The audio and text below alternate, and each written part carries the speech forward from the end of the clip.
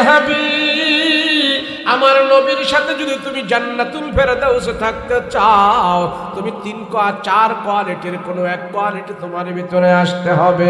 এইভাবে আমার রাসূল থেকে কোরআনের আয়াত শিখাইলেন, ওয়া মাইয়ুতিল্লাহা ওয়ার রাসূল ফাউলাইকা মাআল্লাযীনা আন'আমাল্লাহু আলাইহিম মিনান নাবিয়্যিনা والصديقين والشهداء والصالحين وحسن أولئك رفيقا।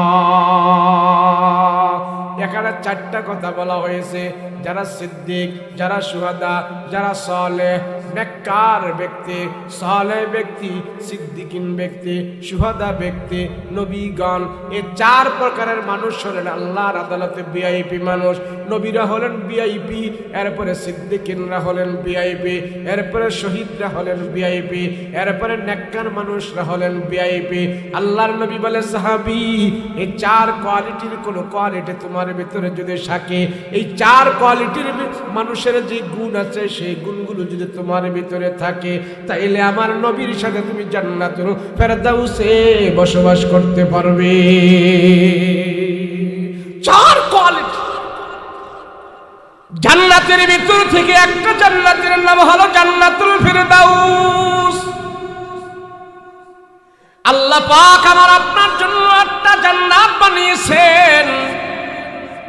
1 নম্বরে হলো জান্নাতুল ফেরদাউস, 2 নম্বরে হলো জান্নাতুল মাওয়া, 3 নম্বরে হলো জান্নাতুল কারার, 4 নম্বরে হলো জান্নাতুল মাকাম, 5 নম্বরে হলো জান্নাতুল নাঈম, 6 নম্বরে হলো জান্নাতুল দারার। এইভাবে আল্লাহ পাক শেষ জান্নাত বানাইছেন, জান্নাতে দারুস সালাম। আল্লাহ ডাক দেয়া কয়, মানুষ রে, ওই দারুস সালাম জান্নাতের ভিতরে আমি আল্লাহ তাআলা সব জান্নাতীদের সাথে আমি সেদিন দেখা করব। আমার দিদার যখন জান্নাতীরা পাইবে, জান্নাতের সুখের কথা বলে যাবে। আল্লাহর দিদার যখন জান্নাতীরা পাইবে, সব জান্নাতীরা বলবে, আমাদের কোনো কষ্ট নাই, আমাদের কোনো দুঃখ নাই। আল্লাহর দিদার পাই আমরা দুনিয়ার সব দুঃখ ভুলে গেছি।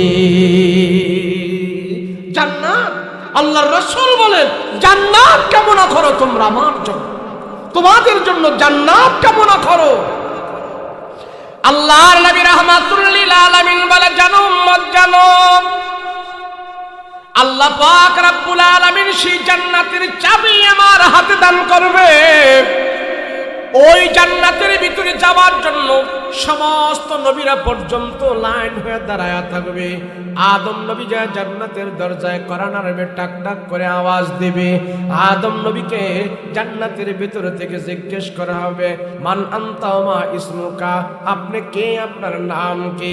আদম নবী জান্নাতের বাহিরে দাঁড়ায় দাঁড়ায় বলবে, ও জান্নাতের প্রহরীরা, তোমরা আমার জন্য জান্নাতের দরজা খোলো।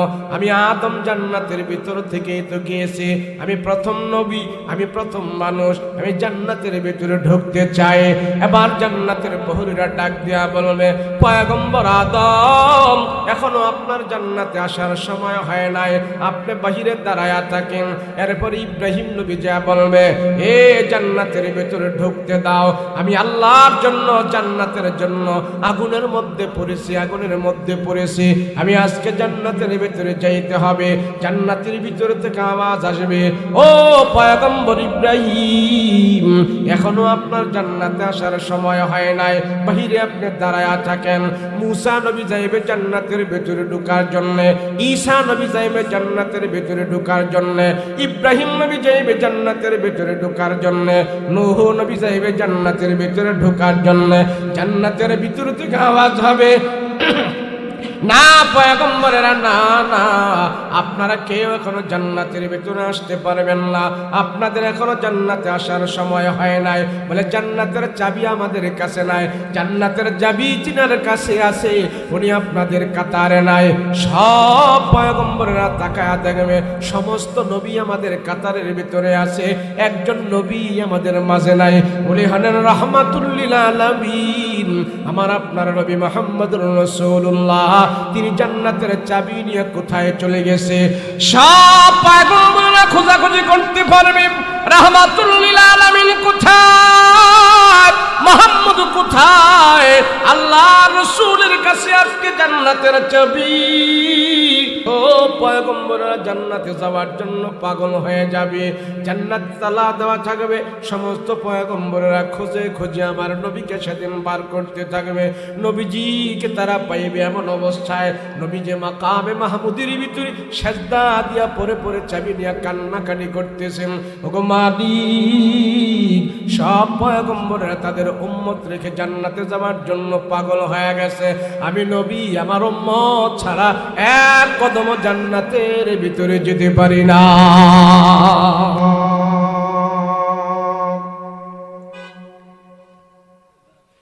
وقال الله تعالى عز وجل وما أرسلناك إلا رحمة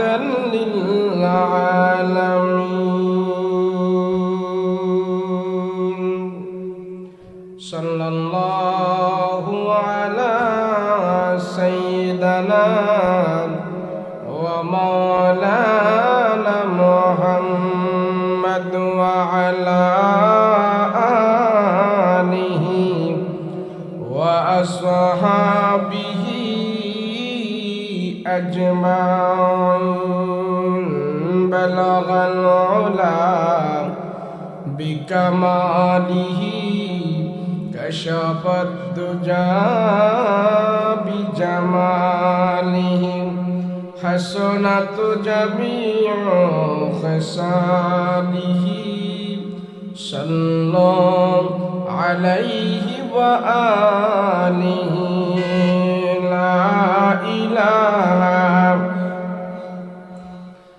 لا إله إلا الله لا إله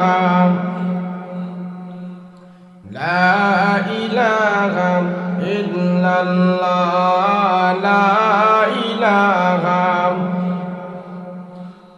لا إله إلا الله لا إله।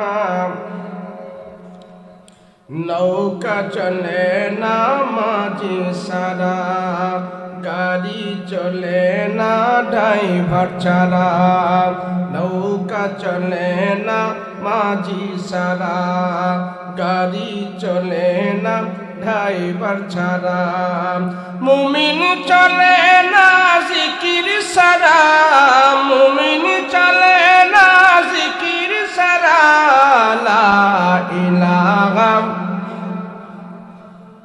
লা ইলাহা ইল্লাল্লাহ লা ইলাহা ইল্লাল্লাহ লা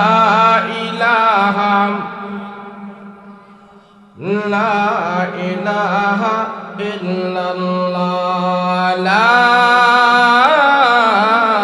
ইলাহা ইল্লাল্লাহ মুহাম্মাদুর রাসূলুল্লাহ সাল্লাল্লাহু আলাইহি ওয়াসাল্লাম। কাশিজুলি মরহুম আব্দুল কাদির হাজী বাড়ি জামে মসজিদ ও যুব সমাজের উদ্যোগে ইসলামী মহাসম্মেলন আজকের মহতি মাহফিলের শ্রদ্ধাভাজন সভাপতি মাজাজ মোকাররম উলামায়ে কেরাম তুলাবায়ে আযম সম্মুখ পানববিষ্ট দিনদার মুত্তাকি পরহেজগার ভাইরা, পর্দার অন্তরালে অবস্থানরত আমার শ্রদ্ধেয় মা বোনেরা, আল্লাহ পাকের দরবারে কালেমাত শুকর আদায় করছি। জবান খুলে দিল থেকে বলি আলহামদুলিল্লাহ। সবাই আওয়াজ করে বলেন আলহামদুলিল্লাহ।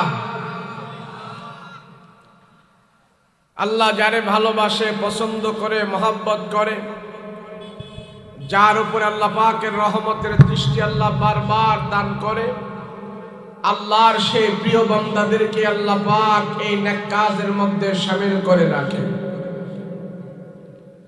বলেন আমি আপনি এখন কি খারাপ কাজে আছি না ভালো কাজে আছি?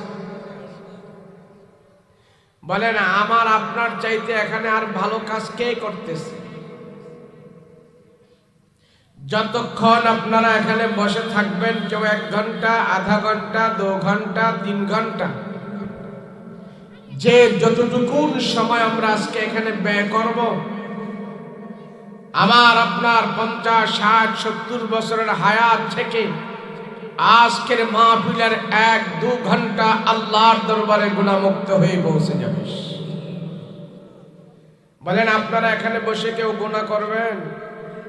জোরে কর না, গুনাহ করবেন?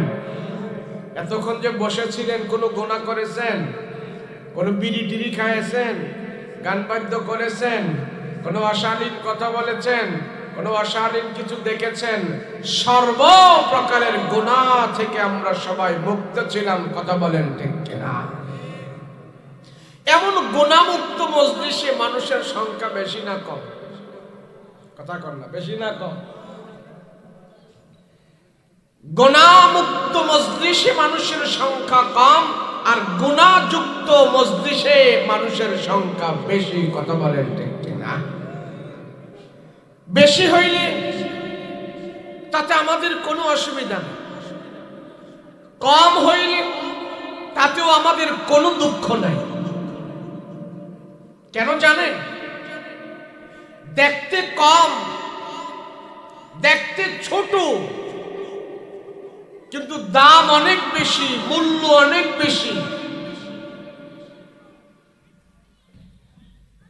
স্বর্ণ, রূপা, হীরা, মণি, মুক্তা এগুলো কি দেখতে বিশাল বড় দেখা যায় না ছোট? কথা বলেন না।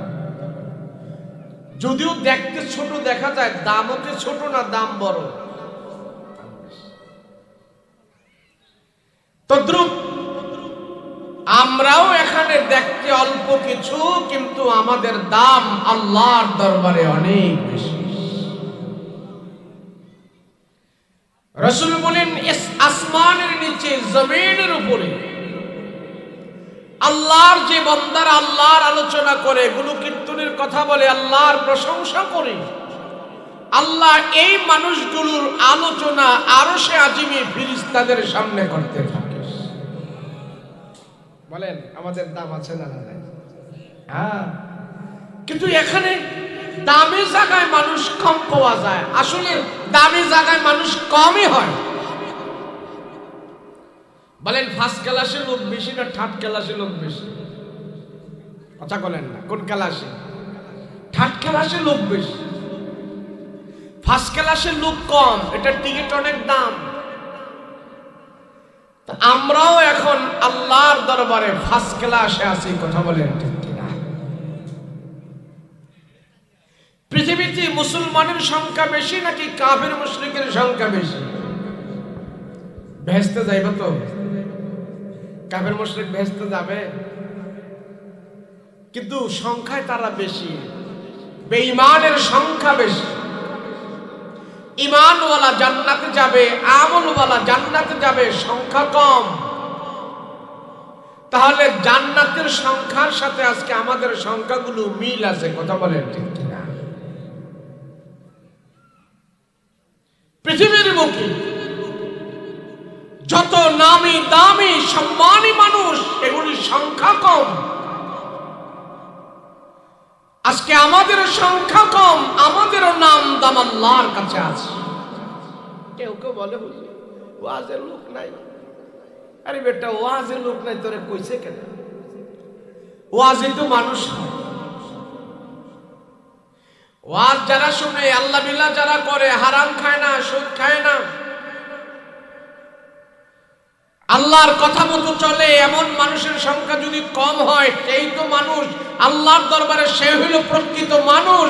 আর ওয়াজ শুনে না, কোরআন মানে না, আল্লাহ মানে না, রসুল মানে না, আল্লাহর দরবারে সে মানুষ নয়, সে চতুষ্পদ জানোয়ারের মতো। তাহলে আমরা মানুষই তো এখন চিনলাম। আপনাদের এখানে বাজার আছে নি? বাজারে মাছ বেচে না? বেচে? দেখবেন মাছওয়ালা মাছ নিয়ে পয়সা রয়েছে। কিছু মাছ আছে পচা দুর্গন্ধ বের হয়েছে, আবার কিছু মাছ আছে টাটকা মাছ। ওই টাটকা মাছের কাছে মাছই নেই, পচা মাছে মাছই বেশি। কথা কয় না? তো পচা মাছে মাছই বেশি, এর জন্য কি পচা মাছের দামও বেশি? কথা বোঝেন নাই আমার? পচা মাছে মাছি বেশি, দাম কম। গান বাদ্য, নাচা নাচি, নাফরমানি, এগুলিতে পচা দুর্গন্ধ বের হয়েছে, এগুলিতে মাছি বেশি, দাম কম। এটা টাটকা জিনিস, খরিদ্দার কম, মাছি কম, আল্লাহর কাছে দাম বেশি। কথা বলেন ঠিক কিনা? কোন কোন নবী সারাদিন পার করে দিয়েছে, 2-3 দিন পর্যন্ত রাস্তায় দাঁড়িয়ে আছে, একজন মানুষ খুঁজে পায় নাই কালেমা পড়ানোর জন্য। এরপরও নবীরা হাল ছাড়ে নাই, দীর্ঘক্ষণ পর্যন্ত তারা অপেক্ষা করতো এই রাস্তা দিয়ে যদি একটা মানুষ যেত, আর সেই মানুষটাকে যদি আমি আল্লাহর কালেমাটা শিখাই দিতে পারতাম, আল্লাহর কালেমার দাওয়াতটা দিতে পারতাম। এই অপেক্ষায় দিনকে দিন, রাতকে রাত রাস্তার পারে দাঁড়িয়ে থাকতেন। একটা মানুষ আসলে সেই মানুষটাকে আল্লাহর কালেমার দাওয়াত দিবে। আজকে তো আমরা অনেক মানুষ পাই বয়ান করার জন্য,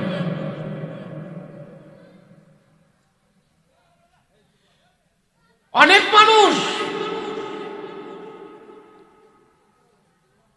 পৃথিবীতে জাহান্নামী মানুষের সংখ্যা বেশি, জান্নাতি মানুষের সংখ্যা কম। জান্নাতি মানুষগুলো চিনার আলামত হইল যেই মানুষের যাতায়াত, যেই মানুষের আসা যাওয়া, যেই মানুষের সময় ব্যবহার, যেই মানুষটা আল্লাহর দিকে যায় বেশি, গুনাহ কম করে, যেই সমস্ত জায়গায় গেলে গুনাহ হয় না, আল্লাহর নাফরমানি হয় না, ওই সমস্ত জায়গায়, ওই সমস্ত স্থানে আমার সময়টা বেশি ব্যয় হচ্ছে। আর এই ধরনের মানুষগুলোকে জান্নাতি মানুষ বলে আল্লাহ ঘোষণা করেছে। বলেন, আজকে 24 ঘন্টার ভিতরে আমার যাতায়াত কি গুনার দিকে বেশি গেছে, জাহান্নামের দিকে বেশি গেছে, নাকি জান্নাতের দিকে বেশি গেছে? না, আমি আজকে 24 ঘন্টায় গুনাহ কম করছি না, সওয়াব বেশি করছি। এখানেই তো পার্থক্য হয়ে যাবে, আমি জান্নাতে না জাহান্নামে। আরে আমি জান্নাতে যাব, আমার মরণটা কেমন মরণ হবে? জান্নাতি মরণ না হবে, নাকি ঈমানি মরণ হবে, না বেঈমানি মরণ হবে? আমি তো এক্ষণে মারা গেলে আমি বুঝতে পারবো কোন অবস্থায় আমার মরণটা হবে। কথা বলেন ঠিক না? 2টা লোক এইভাবে করাত দিয়া গাছ কাটতেছে, কাটতে কাটতে যখন শেষ পর্যায়ে চলে যায়, এই 2টা লোক কি বুঝতে পারবে না এই গাছটা কোন দিকে পড়বে? কথা বলেন না? আমি আপনি বলতে পারবো না কোন দিকে পড়তেছি, গাছটা কোন দিকে পড়বে, কিন্তু করাতে 2 জন বলতে পারবে গাছটা কোন দিকে পড়বে। কথা বলেন ঠিক কিনা? চন্দ্রুপ রাসূল বলেন, তোমাদের জীবনটাও করাতের মতন এইভাবে শেষ হয়ে যাচ্ছে। তোমাদের জীবনটাকে ওইভাবে করাতের মতন আস্তে আস্তে কাটতেছে। 2 করাতি মিলে যখন গাছটাকে কেটে কেটে শেষ করে দিচ্ছে, তোমাদের জীবনটা ওইভাবে আস্তে আস্তে করে শেষ হয়ে যাচ্ছে। শেষ হতে হতে হতে হতে মরণের আগে তোমার মরণটা কোন দিকে হবে তুমি নিজেও বলতে পারবে। করাতি 2 জন যেমন গাছটা কোন দিকে হালবে সেটা বলতে পারবে, তুমিও তোমার নিজের জীবনের খবর বলতে পারবে। এই মুহূর্তে মারা গেলে তুমি কি আল্লাহর জান্নাতে যাইবা না তুমি জাহান্নামে যাইবা, তুমি নিজের খবর নিজেই বলতে পারবে। এখন আমরা মাহফিলে আছি, এখানে বসা আছি, আমরা যদি এখান থেকে আল্লাহ না করুক, কাউকে যদি আল্লাহ এখন মৃত্যুবরণ করে, তাহলে আমরা বলতে পারবো আমাদের মরণ এই ব্যক্তির মরণটা ভালো জায়গায় হয়েছে। কথা বলে ঠিক কিনা? মুসলমান ভাইরা রে আমার, সেই জন্য আল্লাহ পাকের নবী বলেন, এ মানুষ, কবর তোমাকে 70 বার প্রতিদিন ডাকে, মরণ তোমাকে 70 বার প্রতিদিন ডাকে। তুমি যদি খপ্পরে পড়ে যাও, তোমার লীলা সঙ্গ হয়ে যাবে, তোমার 70 বছরের জিন্দেগি পর্যন্ত শেষ হয়ে যাবে। সেই জন্য নবী বলেন, এমন অবস্থায় তুমি দিনাতিপাত করবা, এমন অবস্থায় তোমার সময়টা তুমি ব্যয় করবা, যে সময় আজরাইল তোমার সামনে দাঁড়ায় যাবে, ওই সময়টা যেন গুনাহমুক্ত তোমার সময় হয়ে যায়। গুনাহমুক্ত সময় হয় ওই সময় যদি আজরাইল হাজির হয় আর রূহ যখন তোমার বের করবে, তাহলে ওই সময় রূহ বের করে আল্লাহর কাছে নিলে আজরাইল বলবে, আপনার বান্দারে আমি নেক কাজ থেকে ধরে নিয়ে আইছি। আজরাইল আলাইহিস সালাতু ওয়াস সালাম আমার আপনার মরণের খবর আল্লাহর কাছে দিয়ে বললেন। আজরাইলের সাথে সাথে আরো দুইজন ফেরেশতা আল্লাহর কাছে বলবে, মালিক, আপনার বান্দাকে যে অবস্থায় মৃত্যুর কোলে আমরা পেয়েছি, আজরাইল আলাইহিস সালাতু ওয়াস সালাম তার রূহ বের করা অবস্থায় এই মানুষটা কোরআন তেলাওয়াত অবস্থায় ছিল। আজরাইল বলবে, আল্লাহ, তার রূহ যখন বের করেছিলাম কোরআন তেলাওয়াত করতেছিল, আমি তার রূহ যখন বের করতেছিলাম সেই নামাজের সাজদা অবস্থায় ছিল। আল্লাহ, তার নামাজের সাজদা অবস্থায় তার রূহটা আমি বের করেছি। আল্লাহ, তার নামাজের ওযু অবস্থায় তার রূহটা আমি বের করেছি। এইভাবে যখন আজরাইল আলাইহিস সালাতু ওয়াস সালাম এবং কিরামান কাতিবিন সাক্ষী দেবে আল্লাহ তার মরণটা ভালো হয়েছে, ভালো অবস্থায় তার মৃত্যুটা হয়েছে, ভালো অবস্থায় মৃত্যু হওয়ার কারণে আল্লাহ তাআলা তার কবরের আযাব মাফ করে দিবি। ভালো অবস্থায় মরণ হয়েছে। এই জন্য আল্লাহ পাক ডাক দিয়া বলে, মানুষ, তুমি নাজাত, আমি আল্লাহ যেদিকে গেলে তোমারে নাজাত দিব, আমি আল্লাহ যেদিকে গেলে তোমাকে রহম দিব, আমি আল্লাহ যেদিকে, তুমি যেদিকে গেলে আমি আল্লাহ তোমারে ক্ষমা দিব, তুমি সেই দিকে যাও। আল্লাহ কয়, ওয়াসারিউ, এ মানুষ তোমরা দৌড়াও, এ মানুষ তোমরা দৌড়াও, আমার ক্ষমার দিকে দৌড়াও, রবের ক্ষমার দিকে দৌড়াও, আল্লাহর রহমের দিকে দৌড়াও। আল্লাহর রহম যেদিকে আসে সেই দিকে তুমি যাইতে থাকো। আল্লাহকে ওয়াসারিউ ইলা রাব্বিকুম মাগফিরা, তোমরা আমার রবের ক্ষমার দিকে দৌড়ে যাও। রব তোমাকে ক্ষমা দেওয়ার জন্য আল্লাহর কুদরতি হাত আল্লাহ পেতে রাখছি। রবের ক্ষমার দিকে দৌড়াও।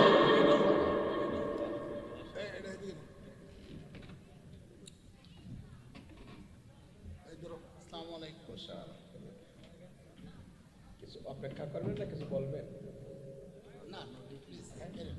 না? বললে এখন বলে নেন, সমস্যা নাই। জি, অসুবিধা নেই, না ঠিক আছে, সমস্যা নেই।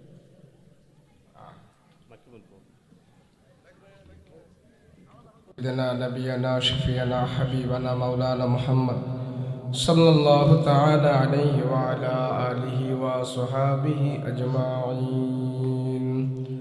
اللهم بارك على سيدنا نبينا شفيعنا حبيبنا مولانا محمد صلى الله تعالى عليه وعلى آله وصحابه أجمعين. الحمد لله.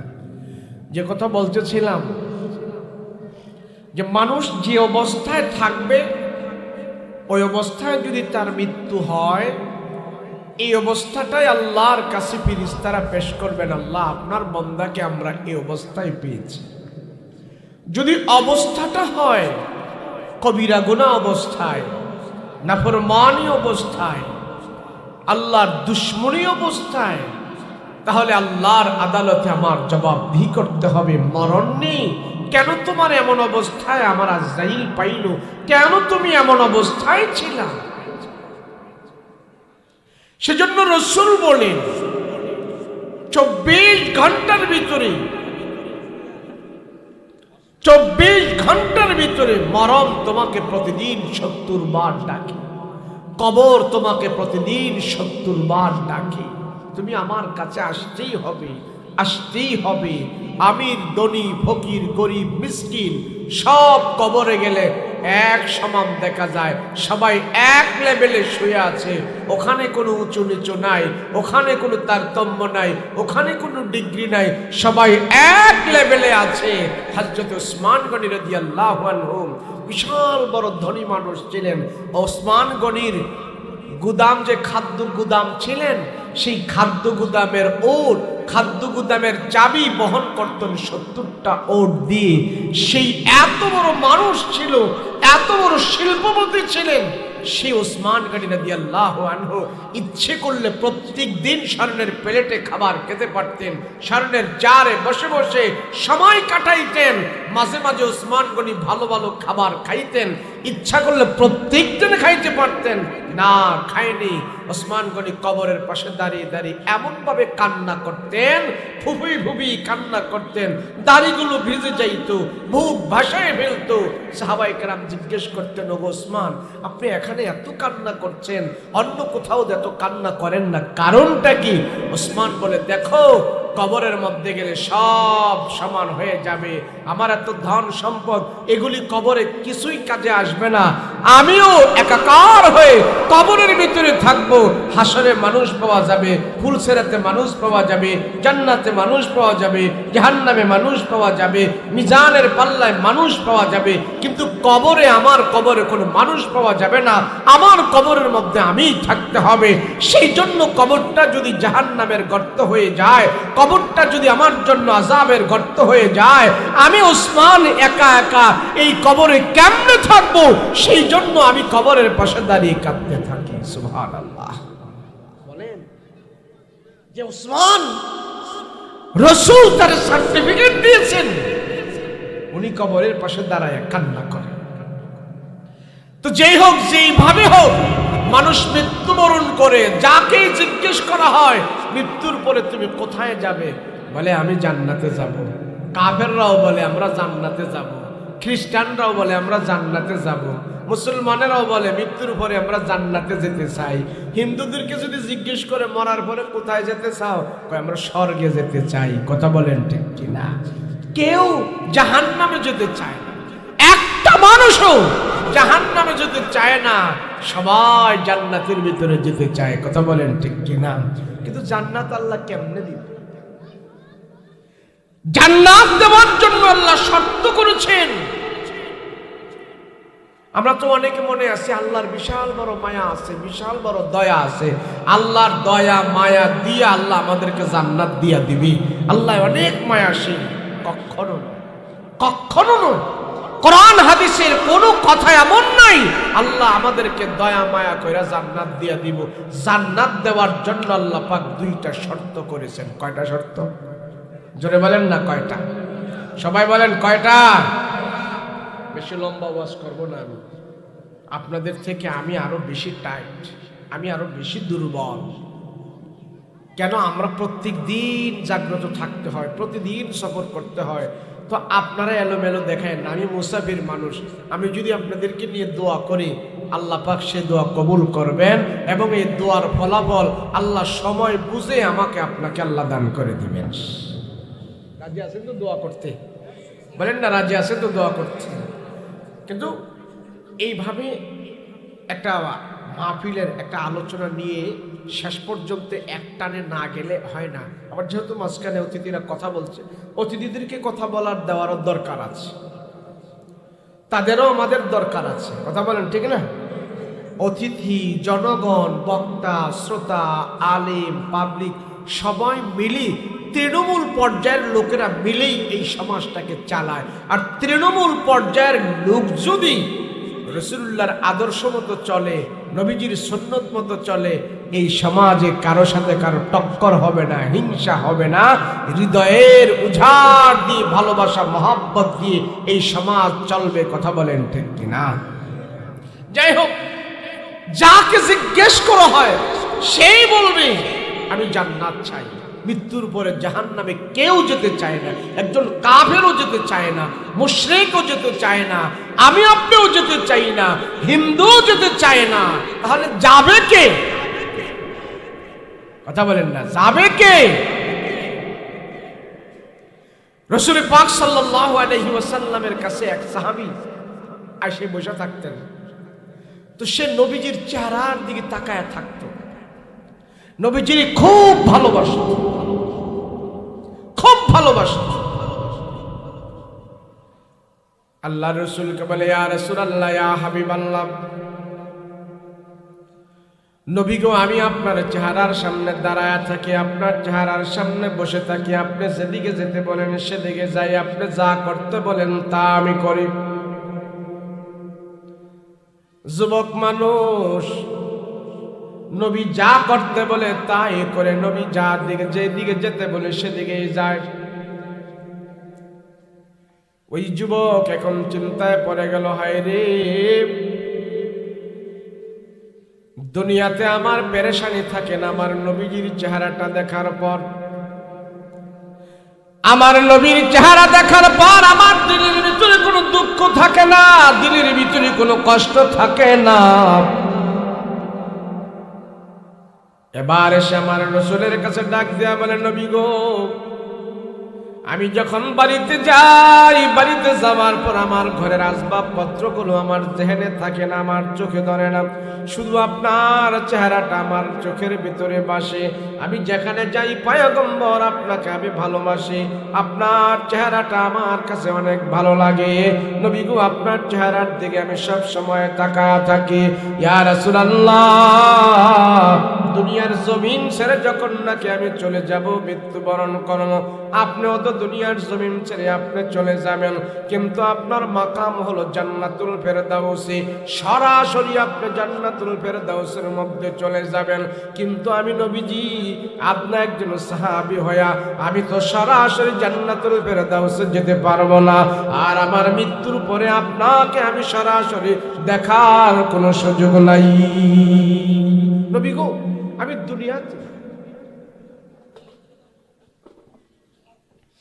আমি দুনিয়াতে এসে আপনার কাছে আমি সব সময় থাকি, আপনার চেহারা আমার ভালো লাগে।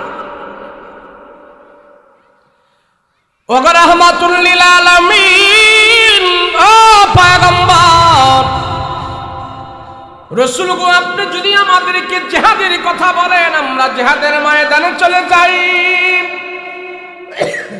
নবীজি, আপনি আমাদেরকে যেখানে বলেন সেখানে আমরা চলে যাই, আপনার কথা মতো আমরা জীবন যাপন করি, আপনার কথা মতো আমরা চলি।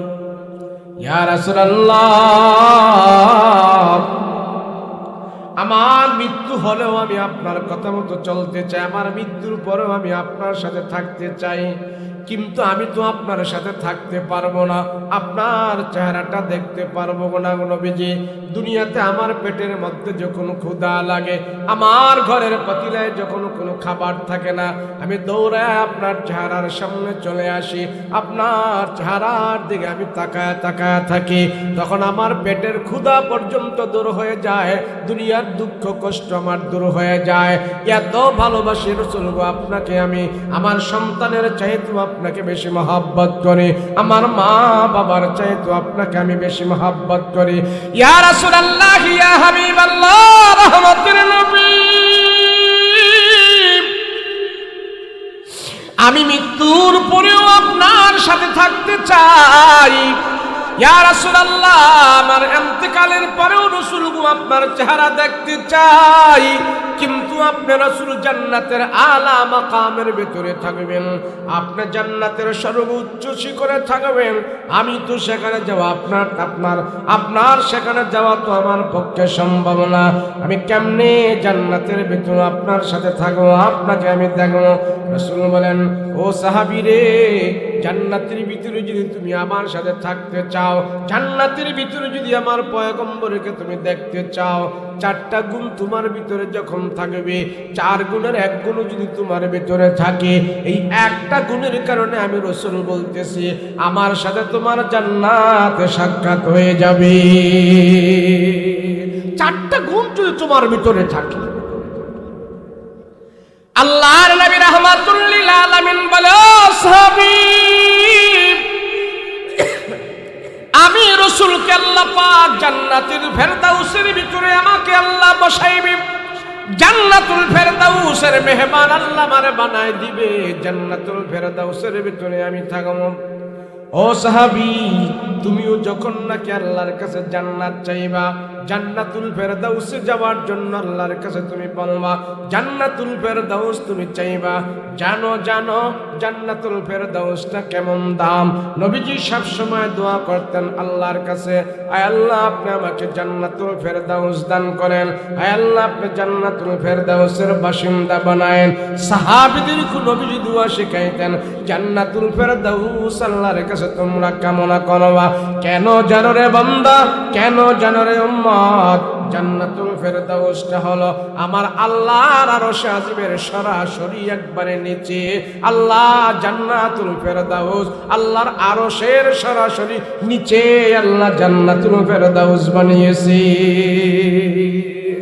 আল্লাহর আরশের সরাসরি নিচে হলো জান্নাতুল ফেরদাউস। সুবহানাল্লাহ।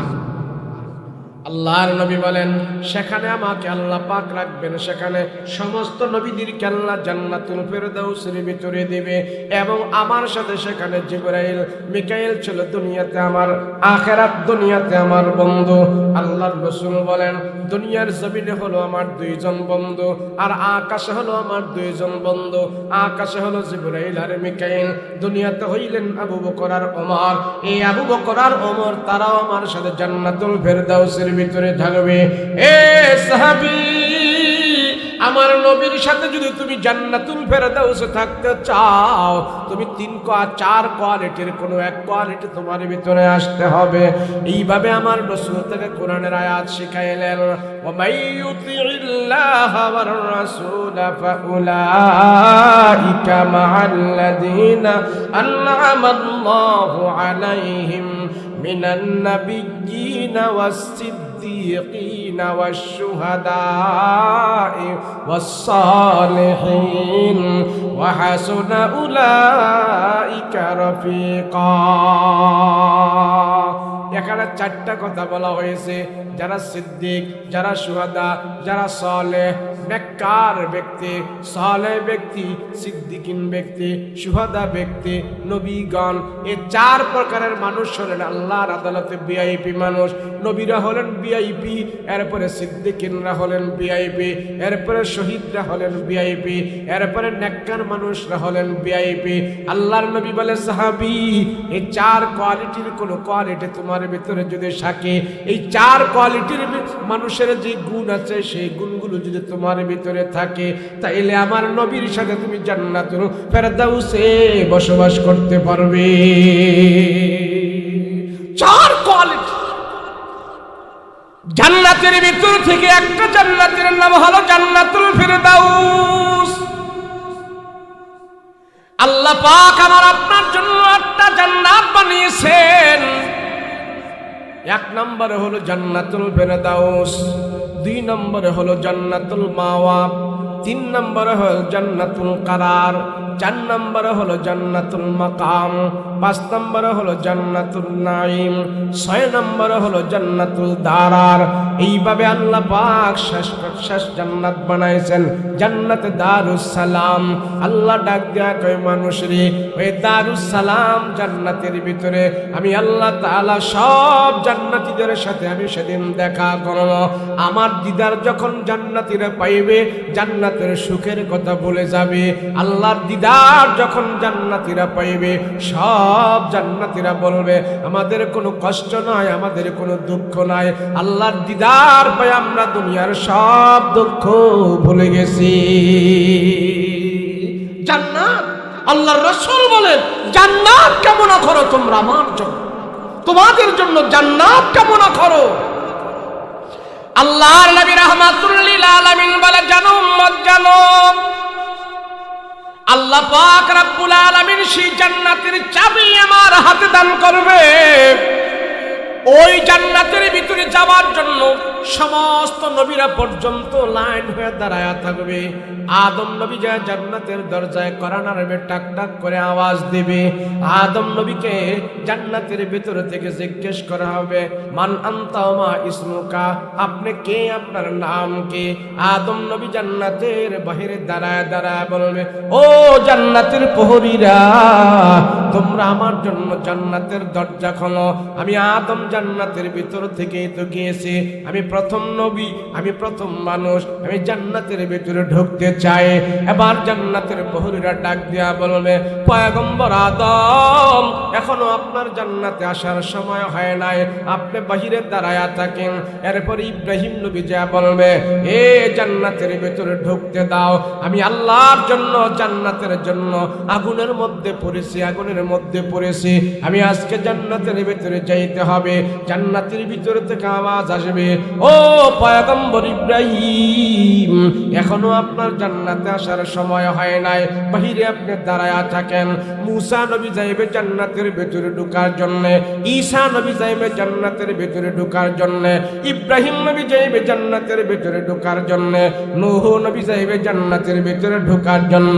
জান্নাতের ভিতর থেকে আওয়াজ হবে, না পয়গম্বরেরা, না না, আপনারা কেউ এখনো জান্নাতের ভিতরে আসতে পারবেন না, আপনাদের এখনো জান্নাতে আসার সময় হয় নাই। বলে জান্নাতের চাবি আমাদের কাছে নাই, জান্নাতের চাবি যিনার কাছে আছে উনি আপনাদের কাতারে নাই। সব পয়গম্বরেরা তাকায়া দেখবে, সমস্ত নবী আমাদের কাতারের ভিতরে আছে, একজন নবী আমাদের মাঝে নাই। উনি হলেন রাহমাতুল লিল আলামিন, আমার আপনার নবী মুহাম্মদুর রাসূলুল্লাহ। তিনি জান্নাতের চাবি নিয়ে কোথায় চলে গেছে? সব পয়গম্বররা খোঁজাখুঁজি করতে পারবে, রাহমাতুল লিল আলামিন কোথায়, মুহাম্মদ কোথায়? আল্লাহর রাসূলের কাছে আজকে জান্নাতের চাবি। সব পয়গম্বররা জান্নাতে যাওয়ার জন্য পাগল হয়ে যাবে, জান্নাত তালা দেওয়া থাকবে, সমস্ত পয়গম্বররা খোঁজে খোঁজে আমার নবীকে সেদিন বার করতে থাকবে। নবীজিকে তারা পাইবে এমন অবস্থায়, নবী যে মাকামে মাহমুদের ভিতরে সেজদা দিয়া পরে পরে চাবি নিয়ে কান্নাকাটি করতেছেন। ওগো মালিক, সব পয়গম্বররা তাদের উম্মত রেখে জান্নাতে যাওয়ার জন্য পাগল হয়ে গেছে। আমি নবী আমার উম্মত ছাড়া এক কদম জান্নাতের ভিতরে যেতে পারি না, আমার উম্মত নিয়ে আমি জান্নাতের ভিতরে যেতে চাই। আল্লাহর রাসূল সাহাবীদেরকে বয়ান করে শুনাইলেন, এ সাহাবীরা, আল্লাহ জান্নাতের চাবি আমার হাতে দিয়ে আল্লাহ ডাক দিয়া বলবেন, ও রহমতের নবী গো, আপনি যা যদি জান্নাতের তালা না খোলেন, একজন পয়গম্বর আজকে জান্নাতের ভিতরে ঢুকতে পারবে না। নবীজি যা জান্নাতের দরজা খুলবে, এরপরে সব পয়গম্বরেরা জান্নাতের ভিতরে ঢুকতে চাইবে। আল্লাহ ডাক দিয়া বলবেন, পয়গম্বরেরা দাঁড়ান, আমার নবী জান্নাতে না যাওয়া পর্যন্ত একজন নবী আপনি জান্নাতের ভিতরে ঢুকতে দেব না। রাহমাতুল লিল আলামিনকে জান্নাতে নেওয়ার জন্য নবীজির সামনে ঘোড়া সাজাইয়া জান্নাতের ভিতর থেকে একটা ঘোড়া আনবে, ওই ঘোড়াটা সাজাইয়া আমার রাসূলকে ঘোড়ার উপরে বসাইয়া নবী বলে, সেই দিন আমার দুইজন মন্ত্র নিয়ে আমি জান্নাতের ভিতরে ঢুকবো। আমি যেদিন জান্নাতের ভিতরে ঢুকবো, সেদিন আমার ডান পাশে থাকবেন আবু বকর, সেদিন আমার বাম পাশে থাকবেন হযরত ওমর। আমার দুই মন্ত্রী নিয়ে আমি জান্নাতের ভিতরে ঢুকতে থাকবো। জান্নাতের গিয়ে কাছাকাছি যাওয়ার সময় আল্লাহ আমাকে ব্রেক করাইয়া দিবেন, ও রহমতের নবী, আপনার দুইজন পছন্দের মানুষ নিয়ে আপনি আজকে জান্নাতের ভিতরে ঢুকতেছেন। আমার আল্লাহর আজকে একজন পছন্দের মানুষ আছে, ওই পছন্দের মানুষটা আমি আল্লাহ আপনার সাথে জান্নাতের ভিতরে দিতে চাই। আল্লাহর নবী সেদিন এদিক সেদিক তাকায়া দেখবেন, আমি হইলাম নবী, আর আমার পরে দুইজন মানুষ হলো দুনিয়াতে সবচেয়ে বেশি দামি। আবু বকরও দামি, ও আবু বকরও দামি, ওমরও দামি, তারা দুইজন তো আমার দুই পাশে আছে। এখন আবার আল্লাহর কাছে কোন মানুষটা দামি?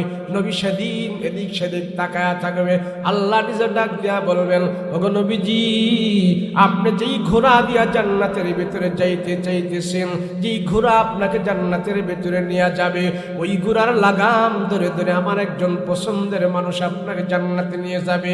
সেই পছন্দের মানুষটা দুনিয়াতে আর কেউ নয়, সেটা হলো আমার কালো বেলাল, আপনার সাহাবী। আল্লাহু আকবার। আল্লাহ ডাক দিয়া বলবে, বেলাল, কত নির্যাতন তুই সহ্য করলি, মক্কার কাফিররা তোরে কত আঘাত দিয়েছে, জ্বলন্ত কয়লার উপরে তোরে শোয়াইয়া বুকের উপরে পাথর দিয়া তোরে চাপা দিয়েছে।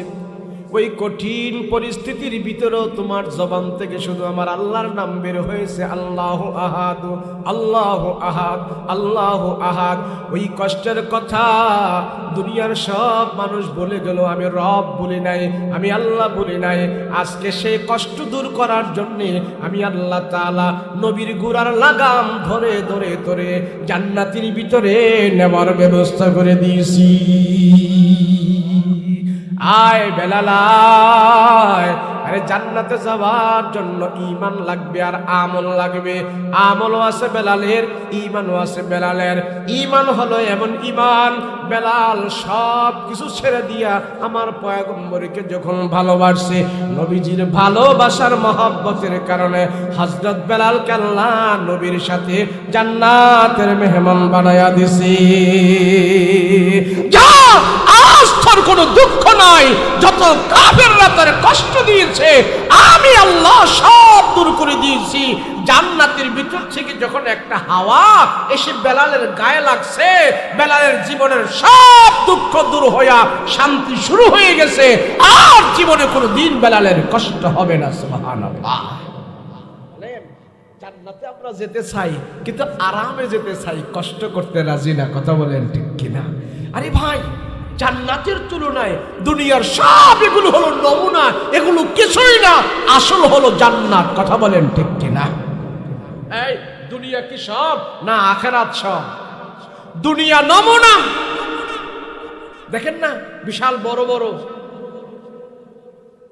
পাইকারি বাজারে গেলে, চাউলের আড়তে গেলে দেখেন না, ছোট ছোট মালসা খোরার মধ্যে চাউল নিয়ে বসে থাকে, দেখছেন না আপনারা?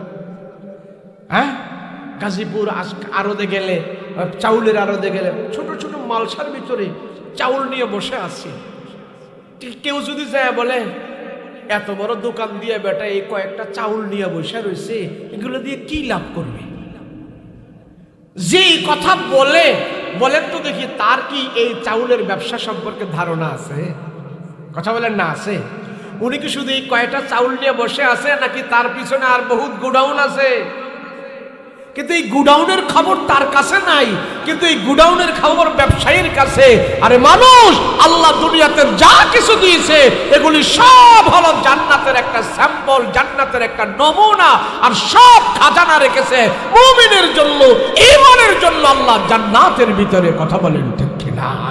এর জন্য রাসূল বলে, বান্দা উম্মত, তুমি আল্লাহর কাছে জান্নাত চাইও, জান্নাতুল ফেরদাউস চাইও। জান্নাতুল ফেরদাউসের ভিতরে সব নবীদেরকে রাখবে। তুমি দোয়া করলে যদি জান্নাতুল ফেরদাউসে যাও, ওই জান্নাতুল ফেরদাউসে আমার রাসূলের সাথে তুমিও বসবাস করবে। সুবহানাল্লাহ। যাইতে রাজি আছি না জান্নাতে? তো কেমনে রাজি? এই যে শীতের দিন আসলে তো আমরা ওযুই করি না, নামাজ তো পড়ি না, ওযুই করি না। কথা করতে না? এই শীতের দিনে আসলে আমরা তো ওযুই করি না। এই যে কিছুদিন আগে যে গেল, যে শীত গেল, মসজিদে মুসল্লি বেশি ছিল না কম ছিল? কথা কয় না, বেশি না কম? কম কে?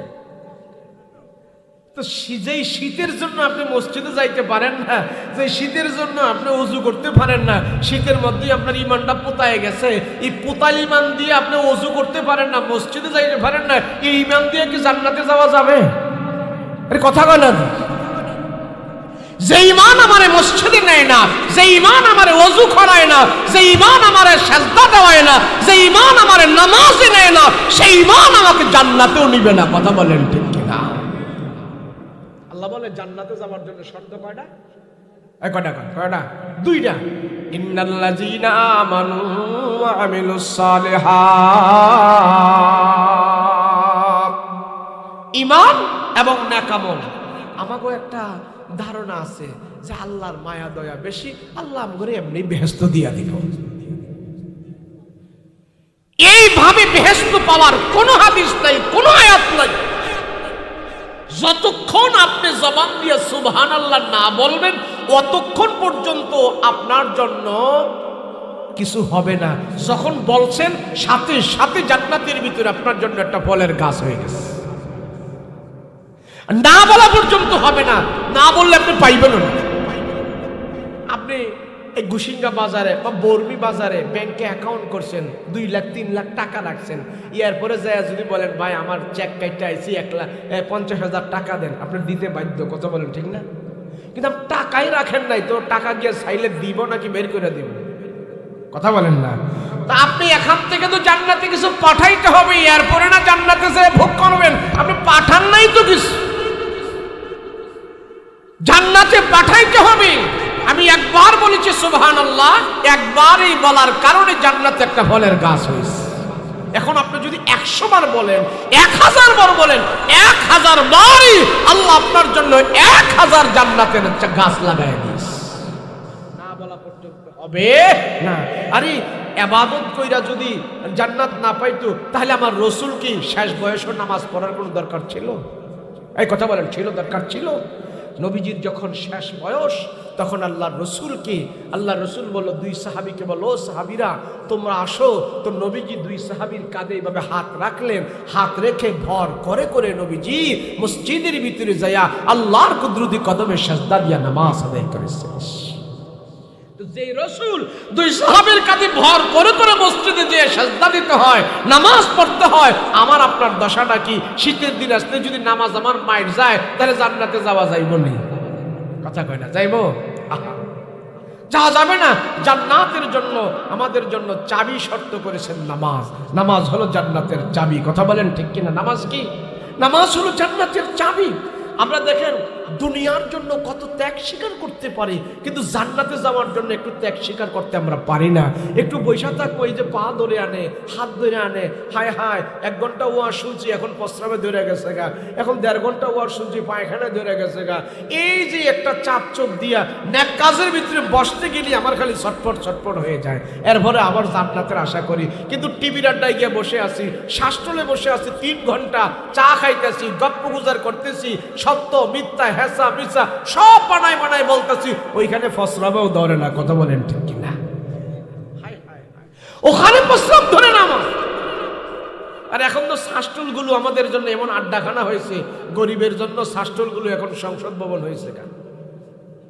কেন আমরা তো আর এমপি হয়ে সংসদে যেতে পারবো না, আমাদের শাসটলগুলি আমাদের জন্য সংসদ ভবন। স্পিকারও আছে, এমপি মন্ত্রী সব শাসটলে পাওয়া যায়। কথা বলেন ঠিক কিনা? ওখানে বসে বসে তুমি যেই সময় কাটিয়েছ, মসজিদে যে কোরআন তেলাওয়াত করো, রমজান আসতেছে, মসজিদে কোরআন তেলাওয়াত করো, আল্লাহ মিলা করো, একটু ইমানের জন্য কষ্ট করো, আমলের জন্য কষ্ট করো, আল্লাহর জন্য কষ্ট করো, এই কষ্টের চাইতে বৃহৎ পুরস্কার আল্লাহ আমার আপনার জন্য রেখেছেন। কথা বলেন ঠিক কিনা? হযরত বেলাল রাদিয়াল্লাহু, এই বাচ্চারা, হযরত বেলাল রাদিয়াল্লাহু আনহু যে কষ্ট করেছে, এটা বলেই আমি শেষ করে দিচ্ছি। বেলাল কি কষ্ট করছে! হযরত বেলালের একদিনের কষ্ট যদি আমি করি, আমি দুনিয়াও পেয়ে যাবো, আখিরাতও পেয়ে যাবো। কিন্তু আমার তো সেই কষ্ট নাই। জান্নাতের জন্য আমি কষ্ট করি না, দিনের জন্য একটু কষ্ট করি না। আপনারা তো করেন না, আমরাও করি না, কেউ করে না। কষ্ট করে জান্নাত পাবে এমন চিন্তা কারণ নাই। সবাই আরামে চায়। কি চায়? সবাই আরামে চায়। ওয়াজ মাহফিলের সভাপতি হমু, 2-3 লাখ টাকা দান করে দিমু, মসজিদ করে দিমু, কালভার্ট ব্রিজ করে দিমু, আমি একজন নেতা হমু, সমাজে আমারে সবাই দাম দিব, আর এত নেকের কাজ করতেছি, বেহেশত কি আল্লাহ আমারে ছাড়া আর কাউরে দিব? এমন ধারণা না। না, বেহেশতে যাওয়ার জন্য শর্ত হইল 2টা, একটা হইল ঈমান আর একটা হইল আমল। ঈমান আপনি কষ্ট করে বানাইতে হবে, আমল আপনি কষ্ট করে করতে হবে। এই 2 কষ্টের সাথেই আল্লাহ পাক জান্নাতের 8টা দরজা আমার আপনার জন্য খোলা রাখবে। কয় কষ্ট বলেন না? কয় কষ্ট? 2 কষ্ট। এই নবীজিদের শেষ বয়সে মসজিদে গিয়ে আল্লাহর সিজদা দিয়েছে, কষ্ট হয় নাই?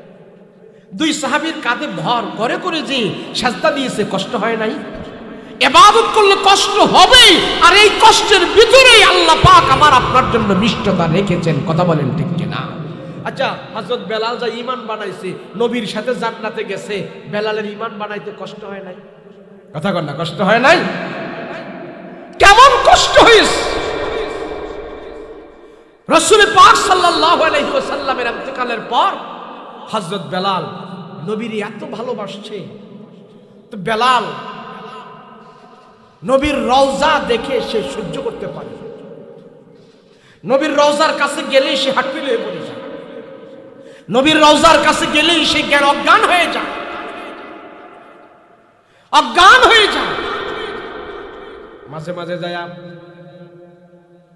নবীর রওজাটার চার পাশ দিয়ে এইভাবে কামের বেড়া ছিল, কাঠের বেড়া ছিল। এখন তো দেয়া লাগেছিল কাঠের বেড়া, কাঠের বেড়া। হযরত বেলাল মাঝে মাঝে যায় নবীজির রওজার কাঠের বেড়া এইভাবে মাথা ঠাকরায়া কপাল ফাটায়া ফেলতো। মাঝে মাঝে নবীর রওজার পাশে অজ্ঞান হয়ে বেলাল পড়ে থাকতো। সাহাবায়ে কেরাম ধরে ধরে তাকে নিয়ে যাইতেন। এ বেলাল, পাগলামি করিস না, পাগলামি করিস না রে। দুনিয়া থেকে নবীজি চলে গেছে, আমিও চলে যাব, তুমিও চলে যাবে। দুনিয়াতে আমরা কেউ থাকবে না, থাকবো না। বেলাল রে, আর এত কান্না করিস না, এত যন্ত্রণা দিস না। তোর পাগলামি আমরা সাহাবীরা সহ্য করতে পারি না রে বেলাল। হযরত বেলাল শুধু কান্না করে, চোখের পানি ফেলে ফেলে কান্না করে। আর নবীদের রওজার পাশে যায় মাথাটা এইভাবে ঠোকরায় কপাল ফাটায়া, কপাল দিয়া রক্ত পর্যন্ত বের করে ফেলে। সাহাবায়ে কেরাম বেলালের পাগলামি দেখে সহ্য করতে পারে না, আর বলে বেলাল কি হইল? নবীজি দুনিয়া থেকে ইন্তেকাল করে চলে গেছে, আমরা সহ্য করে আছি, তুমিও সহ্য করে থাকো। তুমি নবীরে ভালোবাসো, আমরাও তো নবীকে ভালোবাসি, কিন্তু তুমি এত পাগলামি করতেছো রে বেলাল। হযরত বেলালের পাগলামি কেউ বন্ধ করতে পারে না, বেলালের চোখের পানি কেউ বন্ধ করতে পারে না। চোখ দিয়ে শুধু পানি গড় করে পড়তেছে আর হাউ মাউ করে কান্দে।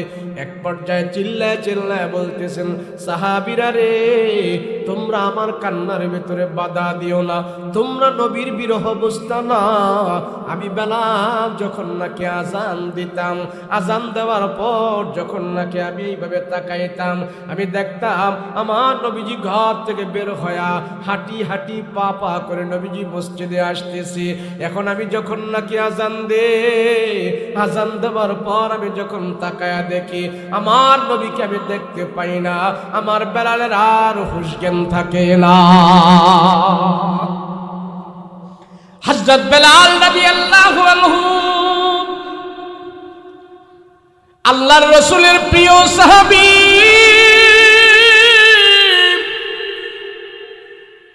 বেলাল গাঠুরি বাইদা, পুটলা বাইনা, জামা কাপড়ের একটা গাঠুরি বাইদা মাথায় নিয়া হযরত বেলাল মদিনা থেকে চলে যাইতেছেন। আবু বকর রাদিয়াল্লাহু আনহু তখন মদিনার প্রেসিডেন্ট। আবু বকরের সাথে হযরত বেলালের দেখা হয়ে গেল। কিরে বেলাল, কোথায় যাও তুমি? কোথায় যাও বলো। বেলাল ডাক দিয়ে বলে, আবু বকর গো, তুমি আমারে বিদায় দাও, আমি আর মদিনায় থাকবো না, আমি চলে যাব শাম, সিরিয়ায় চলে যাব, আমার দেশে আমি চলে যাব।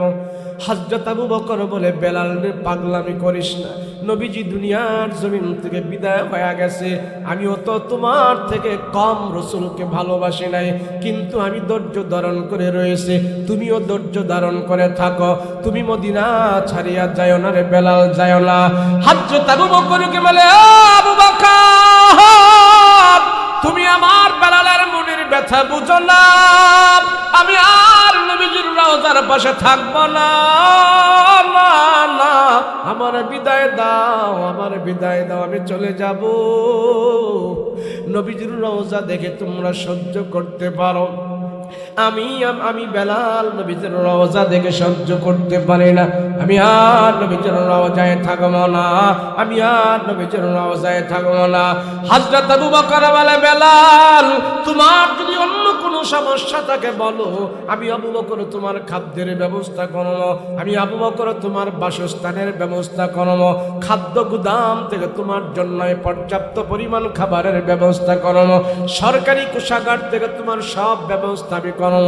তারপর নবীর রওজা ছেড়ে তুমি যাও না রে বেলাল, যাও না। হযরত বেলাল বলে, আবু বকর দুনিয়ার কোনো কিছুর জিনিসের আমার প্রয়োজন নাই, আমার নবীকে দাও। তুমি যদি আমার নবীকে দেখাইতে পারো, আমার নবীকে যদি তুমি দেখাইতে পারো, আমার আর কোনো প্রয়োজন নাই। আমার নবীকে আমি দেখি না, আজান দেওয়ার পর আমার নবীকে আমি পাই না, আজান দেওয়ার পর আমার নবীকে আমি পাই না। যখন আজানের শব্দগুলো আমি বলি, আশহাদু আন্না মুহাম্মদ যখন আমি বলি রে বেলাল, আজানের বাকি অংশ আমি বলতে পারি না, অজ্ঞান হয়ে আমি পড়ে যাই। বেলাল, আমি আবু বকর, আমি আর থাকবো না এখানে, কারো বাধা মানে নাই। হযরত বেলাল রাদিয়াল্লাহু আনহু কারো কথা মানে নাই। মদিনা ছেড়ে, নবীর রওজা ছেড়ে চলে গেল শাম সিরিয়ার দেশে। সিরিয়া শহরে যায় হযরত বেলাল সেখানে বসবাস করতেছে। 6 মাস অতিবাহিত করে ফেলল সিরিয়ার দেশে যায় বেলাল। 6 মাস পরে আমার নবী বেলালকে স্বপ্নে দেখাইল, রে বেলাল কি হইল তোমার, কি হইল? আমার নবীর কাছ থেকে তুই এত দূরে চলে গেলে কারণটা কি? আমার নবীর কাছাকাছি তুই থাকবে কেন তুই দূরে চলে গেলে? 6 মাস পরে যখন নাকি নবীজি বেলালকে স্বপ্নে দেখাইল, আবার গাট্টি গোটা বাইন্দা মাথার মধ্যে এইভাবে গাট্টি নিয়া আস্তে আস্তে করে আবার মদিনার দিকে বেলাল চলে আসছে। 6 মাস পরে যখন নাকি মানুষেরা বেলালকে পাইল, মদিনার মানুষেরা বেলালকে ধরে বলতেছে, ও বেলাল, নবীজির ইন্তেকালের পর 6 মাস হয়ে গেল, তোমার কণ্ঠের আওয়াজ আমরা মদিনার মসজিদে পাই না। কেমন যেন মসজিদরা কেমন যেন অন্য মুয়াজ্জিনরা আযান দেয়, আমাদের তৃপ্তি আসে না, আমাদের তৃপ্তি আসে না। বেলাল গো, আজকে যেহেতু মদিনা আপনাকে পাইলাম, আপনার কণ্ঠের আওয়াজ আমরা 6 মাস পরে আবার আমরা শুনতে চাই। আযান দেন। হযরত বেলাল ডাক দিয়ে বলে, ও সাহাবীরা রে, তোমরা বলো আমি যদি এখন আযান দেই আমার নবী জামাতে আসবেনি? আমি যখন আগে আযান দিতাম আমার নবীজি ঘর থেকে বের হয়ে মসজিদে আসতো, নবীজি নামাজে আসতো, কত দৃশ্যটা দেখতাম, কত ভালো লাগতো। বলো বলো, নবী যদি এখন ঘর থেকে মসজিদে আসে আমি আযান দেব? না না না, আমি আর আযান দেব না, আযান দেব না। সব সাহাবীরা যায় হাসান আর হোসেন 2 ভাইকে যায় বলছে, ও হাসান হোসেন গো, তোমরা 2 ভাই যায় যদি বেলালকে অনুরোধ করো, তোমাদের 2 ভাইয়ের কথা অনুযায়ী বেলাল আযান দিবে মসজিদে। হাসান আর হোসেন 2 ভাই এসে যখন বেলালকে ধরলো, ওগো চাচা, আপনি আজকে মদিনার মিনারায় আযান দিবেন, অনেক দিন ধরে আপনার আযান আমরা শুনতে পাই না। হযরত বেলাল যখন নাকি দেখলো নবীর 2 টুকরা যখন নাকি তাকে অনুনয় বিনয় করলো, হাসান আর হুসাইনের অনুরোধে যায় বেলাল যখন আযান দিতে গেল, আযান দেওয়ার সময় আল্লাহু আকবার ঠিক মতো বলেছে, আশহাদু আল্লা ইলাহা ঠিক মতো বলেছে, আশহাদু আন্না মুহাম্মদ যখন বলছে, বেলাল বলার সাথে সাথে মুহাম্মদ শব্দ যখন উচ্চারণ করেছে, নামাজের ভিতরে আযানের ভিতরে বেলাল অজ্ঞান হয়ে পড়ে গেছে, অজ্ঞান হয়ে গেছে, আর বলতে পারে না। 6 মাস পরে যখন নাকি বেলালের আযানের আওয়াজ মদিনায় আরম্ভ হইল, মদিনার নারী পুরুষগুলো, ছোট বড় সব মানুষগুলো ঘরের ভিতর থেকে পঙ্গপালের মতন বের হয়ে গেল। দৌড়ে দৌড়ে সবাই মদিনার দিকে আসতেছে। হায় রে, কতদিন পরে আমরা বেলালের কণ্ঠের আওয়াজ শুনেছি। বেলালের কণ্ঠের আওয়াজের কারণে সব মানুষগুলো আজকে বেলালকে দেখার জন্য তারা মসজিদে নববীর ভিতরে ভিড় জমাইছে। আল্লাহর রাসূল এই বেলালকে তো মহব্বত করেছি, আর বেলালের অন্তরের ভিতরে যে মহব্বতটা ছিল আল্লাহ জানাই দিছে রাসূলুল্লাহর সাথে বেলাল সেদিন জান্নাতে যাবে। কেমন জানো? নবীজিকে আল্লাহ যে ঘোড়া দিয়া জান্নাতের ভিতরে দিছে, আল্লাহ কয় নবী গো ওই ঘোড়ার লাগাম ধরে ধরে বেলাল আপনারে টাইনা টাইনা আমার জান্নাতের ভিতরে নিয়ে যাবে। সুবহানাল্লাহ। তো রসুলের সাথে যারা জান্নাতে যেতে হয়, রসুল বললেন তিন কোয়ালিটির এক কোয়ালিটি তোমার ভিতরে আসতে হবে। কি? এই চার ধরনের ভিআইপি লোক আছে, এই চার ধরনের ভিআইপি লোকের সিফাত তোমার ভিতরে আসতে হবে। এই ভিআইপি লোকদের সাথেই তুমি জান্নাতের ভিতরে বসবাস করবে। ভিআইপি হলো কারা? নবীরা, সিদ্দিক, শুহাদা, নেককার, মুমিন। আমরা সবাই নেককার মুমিন হব, রসুলকে ভালোবাসবো, রসুলের সুন্নতকে ভালোবাসবো। ইনশাআল্লাহ রসুলের সাথে আমরাও জান্নাতে বসবাস করব। রাজি আছে কি না? বলে হুজুর কি সুন্নত পালন করব? একটা সুন্নত সবচেয়ে বেশি পালন করবেন, সেটা হলো নবীজির মেসওয়াক। বলেন কি? এখানে যদি আমি চেক করি একজনের পকেটে মশলা দুইজনের পকেটে থাকতে পারে, কিন্তু রসুলের মেসওয়াক সবার পকেটে নাই। কথা বলেন ঠিক কিনা? রসুল বলেন আসসিওয়াকু মিতহারাতুল লিল ফামি ওয়া মারযাতুল লিরাব্বি। দেখেন ছোট্ট একটা জিনিস, সাধারণ একটা জিনিস, আল্লাহ রসুল বলে আসসিওয়াকু মিতহারাতুল লিল ফামি। মেসওয়াকের যে পবিত্রতাটা আছে এটা আল্লাহর কাছে এত দামি। আসসিওয়াকু মিতহারাতুল লিল ফামি ওয়া মারযাতুল লিরাব্বি। এই মেসওয়াক করাটা আল্লাহর সন্তুষ্টি। মেসওয়াক করাটা কি? আল্লাহর সন্তুষ্টি। জিব্রাইল যতবার রসুলের কাছে আসছে, নবীকে বলছে নবী গো আপনি মেসওয়াক করেন, মেসওয়াক করেন। মেসওয়াক করলেন, মেসওয়াক করলে 3-4টা উপকার হাদিসে আছে। এই দেখায় 3-4টা, প্রকৃতপক্ষে 70টা উপকার আছে। মেসওয়াক করলে কয়টা উপকার? 70টা উপকার। 1 নম্বর হলো আপনার জেহেন ভালো থাকবে, 2 নম্বরে আপনার লিভার ভালো থাকবে, দাঁতের মাড়ি শক্ত থাকবে। এইভাবে 70টা লাস্ট যেই উপকারটা সেটা হলো মরার সময় আপনার কালমা নসিব হবে। সুবহানাল্লাহ। কিন্তু আমরা মেসওয়াক করিনি, বিড়ি খাইয়া মুখ টুক সব ভোতা করে রাখছি। বিড়ি খাই, বিড়ি দুর্গন্ধ, অথচ রসুল বলেন মেসওয়াক কর। এমন অবস্থায় আমার মৃত্যু হইল, এখন আমার ছেলেরা আমার গা থেকে জামা কাপড় টাইনা খুলতেছে, আর জামা কাপড়ের ভিতর থেকে কতগুলো আকিস বিড়ি বের হয়েছে। বলেন না কি বের হয়েছে? পেট্রোল ম্যাচ বের হয়েছে, আকিস বিড়ি বের হয়েছে। তো ফিরিস্তারা আল্লাহর কাছে যায় রিপোর্ট দিবে, আল্লাহ আপনার বন্দায় মরার টাইমে আমরা কতটি আকিস বিড়ি পাইছি। কথা বলেন, এই রিপোর্ট যখন আল্লাহর কাছে দিবে তাহলে আমার মরণটা কি ভালো হয়েছে? কথা কয় না, ভালো হয়েছে। আর যখন আল্লাহর কাছে ফেরেশতারা রিপোর্ট দিত, আল্লাহ আপনার এই বান্দার ইন্তেকালের সময় আমরা তার পকেটে তাসবিহ সরা পেয়েছি, রসুলের মেসওয়াক পেয়েছি, সুন্নত পেয়েছি, আমরা টুপি পেয়েছি, দাড়ি পেয়েছি না, এই লোকটা নেক কাজের ভিতরে শামিল ছিল, আল্লাহ তারে আমরা ওই অবস্থায় পেয়েছি। এই রিপোর্টগুলো যদি আল্লাহর কাছে ফেরেশতারা ধলে তোলে, তা আল্লাহ পাক খুশি হইয়া রসুলের সাথে তার জান্নাতের ব্যবস্থা করে। রসুলকে আমরা ভালোবাসবো, রসুল্লাহর সুন্নতকে আমরা ভালোবাসবো। রাজি আছেন ইনশাআল্লাহ? রাজি আছেন ইনশাআল্লাহ? আল্লাহ আমাদের সবাইকে কবুল মঞ্জুর করেন। বলেন আল্লাহুম্মা আমিন। সবাই ইস্তেগফার করে আস্তাগফিরুল্লাহাল্লাযী লা ইলাহা ইল্লা হুয়াল হাইয়ুল কাইয়্যুম ওয়া আতুবু ইলাইহি লা হাওলা ওয়ালা কুওয়াতা ইল্লা বিল্লাহিল আলিয়্যিল আযীম।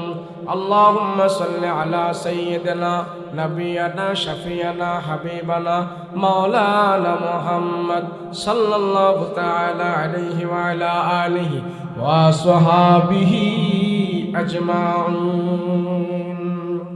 আমরা একে অপরের জন্য দোয়া করব, দেশের জন্য দোয়া করব, দশের জন্য দোয়া করব, আব্বা আম্মার জন্য দোয়া করব, প্রত্যেকে আমরা প্রত্যেকের জন্য দোয়া করব। দোয়া ছাড়া আমাদের বড় কোনো কিছু নাই। জি বলেন।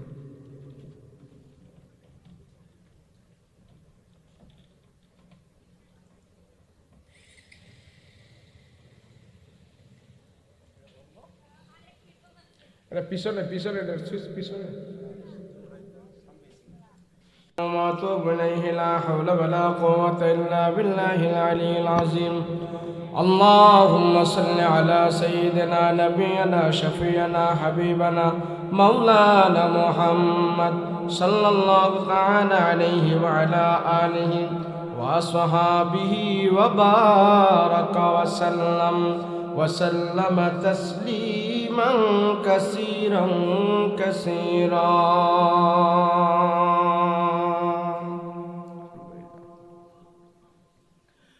اللهم آمين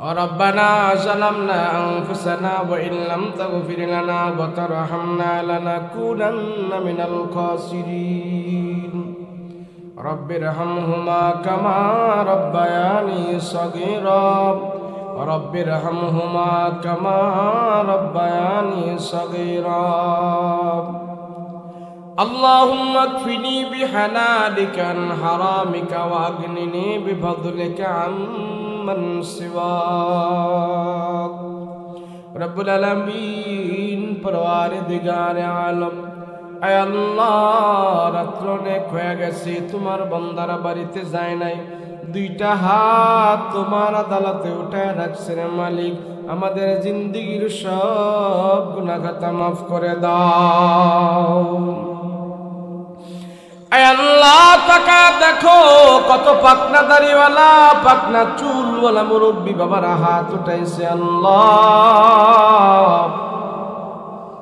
এই বয়োজ্যেষ্ঠ বৃদ্ধ বাবাদেরকে তুমি মাফ করে দাও আয় আল্লাহ তাদের চুল দাড়ি পাইকে গেছে গায়ের চামড়া ঢিলা হয়ে গেছে চোখের পাওয়ার নষ্ট হয়ে গেছে দাঁতগুলো নাড়াচাড়া করতেছে সোজা হয়ে দাঁড়াইতে পারে না লাঠি ভর করে করে তারা মাহফিলে আসে মসজিদে যায় এমন বৃদ্ধ বাবা যাদেরকে আল্লাহ তুমি মাফ করে দাও আয় আল্লাহ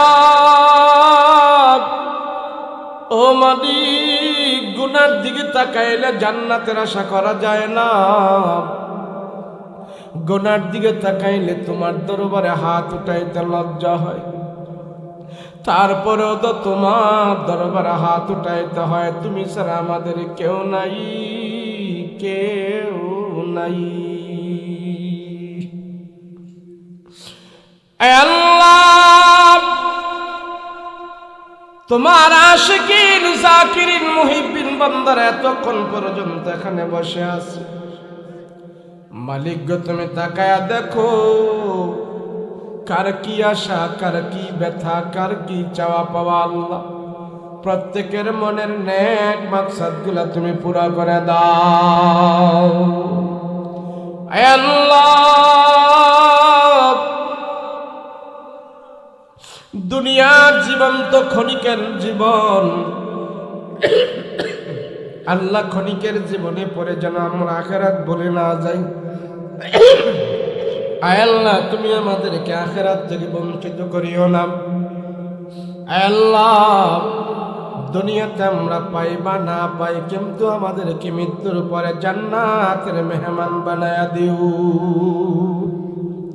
আল্লাহ মাহফিলে যারা টাকা দিয়ে শ্রম দিয়ে বুদ্ধি দিয়ে পরামর্শ দিয়ে যে যেইভাবে সহযোগিতা করেছে আল্লাহ প্রত্যেকের সহযোগিতা তুমি কবুল মঞ্জুর করে নাও আয় আল্লাহ অত্র এলাকার ভিতরে কত মানুষ কবরের মধ্যে ঘুমায় আছে আজকের মাহফিলের হাদিয়া নাজাতের বাণী হিসাবে তাদের কবরের মধ্যে তুমি পৌঁছায়া দাও আয় আল্লাহ এমন সন্তান এখানে আছে তার মা নাই বাবা নাই অন্ধকার কবরের মধ্যে মা বাবারে রেখে দিয়ে আসছে যে হাত দিয়া মারে কবরে রাখলো যে হাত দিয়া বাবারে কবরে রাখলো ওই হাতগুলো আজকের মাহফিলে তোমার আদালতে উঠাইলো আল্লাহ মা বাবার কবরের আযাব তুমি বন্ধ করে দাও আল্লাহ পিতা মাতার কবরে আযাব দিও না নানা নানির কবরে আযাব দিও না দাদা দাদির কবরে আযাবি দিও না। মরিয়া গিয়াছে যাদের মা ও বাপ, আল্লাহ তুমি করে দিও তাদের গুনাহ খাতা মাফ। রব্বুল আলামিন যে হাত দিয়া মা বাবার দাফন কাফন করেছে, ওই হাতগুলো আজকে তোমার আদালতে উঠাইয়া মা বাবার জন্য দোয়া চাই, ক্ষমা চাই। মা বাবার কবরের আযাব তুমি বন্ধ করে দাও। আল্লাহ, মা বাবার ঋণ আমরা পরিশোধ করতে পারি নাই, মা বাবার হক আমরা আদায় করতে পারি নাই, সেই জন্য তোমার কাছে আমরা ক্ষমা চাই। আয় আল্লাহ, সামনে রমজান মাস আসতেছে, রমজানের রোজাগুলো আমাদের যথাযথভাবে পালন করার তৌফিক দান করে দাও। আয় আল্লাহ, রমজানের বরকত রহমত মাগফিরাত আমাদেরকে দান করে দিও। ওগো মালিক, আমাদের জিন্দেগীর সব গুনাহ খাতা মাফ করে দিও। আল্লাহ, দুশ্মনের দুশ্মনী থেকে হেফাজত করিও, জালেমের জুলুম থেকে হেফাজত করিও, অন্যায় অপরাধ থেকে হেফাজত করিও, সমস্ত হারাম থেকে আমাদেরকে বাঁচায় দিও, অপরাধ থেকে আমাদেরকে বাঁচায় দিও, সমস্ত অন্যায় অপরাধ থেকে তুমি আমাদেরকে হেফাজত করিও।